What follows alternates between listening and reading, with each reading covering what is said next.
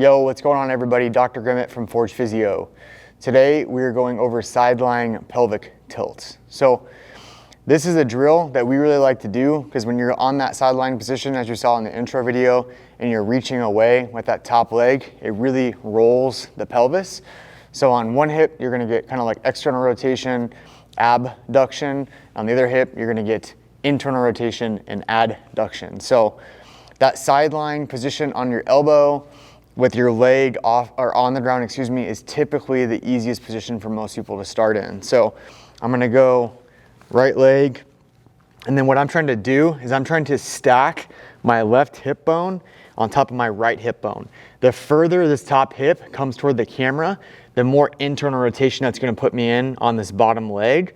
And then the further I have this leg into hip flexion, the more internal rotation that's gonna give me. So if you're somebody that gets really pinchy in the hips, you can slide that top foot down away from you, and you can roll the top hip back a little bit to put you in more external rotation on that bottom leg. So what you're gonna do is you're gonna take that top leg and you're gonna give yourself a little bit of pressure into the ground, and you're gonna push and reach as far down below you as possible. Hold for a good 1001 count, and then pull it back across the ground, and think about pulling your hip up as high as possible. And then if it doesn't bother you to go back into the original position, you're gonna come up to where your knee's about at 90. We're gonna square our hips up to the camera so they're on top of each other. I'm gonna push as far away from me as possible, and then I'm gonna pull up as I come back up, if that makes sense. And then I can progress that a little bit by coming down to my side, keeping this top leg all the way on the ground. If you have really, really limited motion, you may need to put something under your knee to give yourself some support if you're somebody who struggles with external rotation, like a yoga block or something.